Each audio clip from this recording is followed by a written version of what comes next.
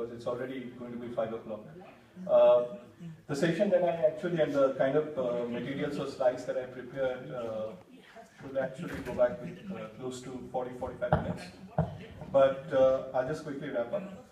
Impact of artificial intelligence, and to start, I believe artificial intelligence surrounds us everywhere, be it the smartphone that you're carrying on your pocket, or be it a movie that you're watching today, or anything that you're doing today in day-to-day life. Artificial intelligence is there. It has been there for quite a period of time now, and I believe that it is here to stay. And in the next few slides, we're going to talk about what artificial AI is, how artificial intelligence impacts us, and its role in technical writing, and how do I see it. So I'll talk a little bit on AI, a brief history of AI, building blocks of artificial intelligence, potential impact of AI on organizations, and impact of AI on technical writing, and do I see any change in the facet of, or do I see any technical documentation trends, or do we see skewed roles? AI, how many of you, I think a lot of you are pretty aware of it, but just wanted to just quickly have a raise of hand. How many of you have, are aware of or are doing a little bit of work on artificial intelligence? Can I have a quick raise of hands? All right. So artificial intelligence, if I have, there are a lot of definitions available on net. And so to bring it up or to break it up, AI is computer-based exploration of methods for solving challenging tasks that are traditionally dependent on people for situations. So that's one. There is computer science and there is engineering part of it, and there are algorithms. So there are certain tasks which are challenging to, and it need not be, these are challenging tasks, and we depend on certain technology for doing such situation. A is that. It is the science and engineering of making intelligent machines, especially intelligent computer programs, to give a person the right message at the right time when you don't even know them. And it's very important that we understand the concept of when we don't even know them. So when I want to have certain intuition, or when I want to basically address a situation where the other person is not even aware of the fact that, sort of like, for example, if I go to Australia tomorrow and I go back and my home page or the desktop page or the Google home page immediately displays me information related to the Australia geography or location, or provides me inputs on what are the things that. So it is about certain sort of a machine learning, certain sort of a language learning that they do. So you give the inputs without even, the system is probably giving you inputs without even you understanding that how it retrieves the information. Data that algorithms collect and generate makes it easy for marketers to understand what content to target at customers and which channels to use at which time. And I have a few examples to do that, where AI has made a lot of strides in content marketing and this thing. In South Korea, for that matter, when you walk into a mall, there are certain malls out in South Korea where you don't even have to go and pick up the store. So let us say that you are a regular customer, and you have been purchasing a certain specific, all throughout the time you have been purchasing a specific grocery items and sort of a thing. So what happens is when you go there, they have these screens available, so you don't pick it up from the outlet. You just do, let's say I want 1 kilo of Surf Excel or something like that. I just basically do it and it gets added to your cart. So you're not taking it, you come to the counter and everything is actually nicely packaged for you. All right. So what happens in the end? This kind of content marketing is very available. You walk into a big mart, or you want to walk into a, those shopping malls we have today.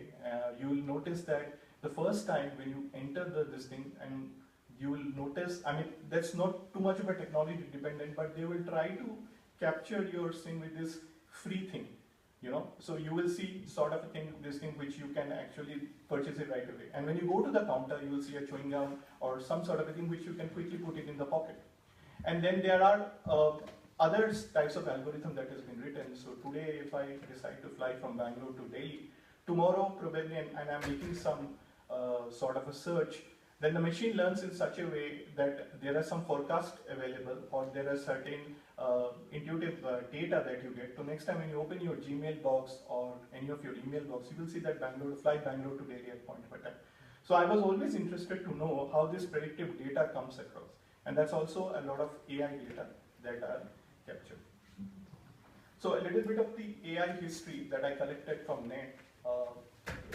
It probably started, which was long time back in 1842, but we come to 1950 when it was the Alan Turing test that actually got. So any one of you know that Turing test? Any one of you got? So Turing test was basically, in a nutshell, what happens is that there are three people, not three people actually. What happened is that Alan Turing proposed that there is going to be one interviewer, one subject, and a AI, and they will go to 3 rooms. Okay, the interviewer doesn't know, and he will have a set of questions. So he will throw this question, and within that stipulated period of time, he needs to get the correct answer. But the interviewer has to identify if the answer comes from an AI or not. So if the answer before the stipulated period of time comes from the AI, that was basically to understand if machine can actually. So that is called Alan Turing test, who is also considered to be one of the fathers of modern artificial intelligence. Artificial intelligence, the first conference was arranged by John McCarthy Marvin in 1956. Then there was a lot of things that happened with the advent of Apple, Google, Microsoft, and Siri, now Cortana apps and all that in 2011. And today we are discussing about a lot of stuff, machine learning, deep learning in 2013, and there's a billion and billion of investment that is happening.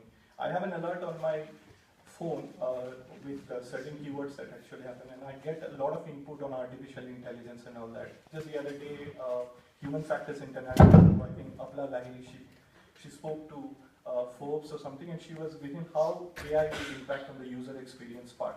So there's a lot of work, there's a lot of investment happening. Bangalore itself, there's a lot of work happening on the artificial intelligence scene.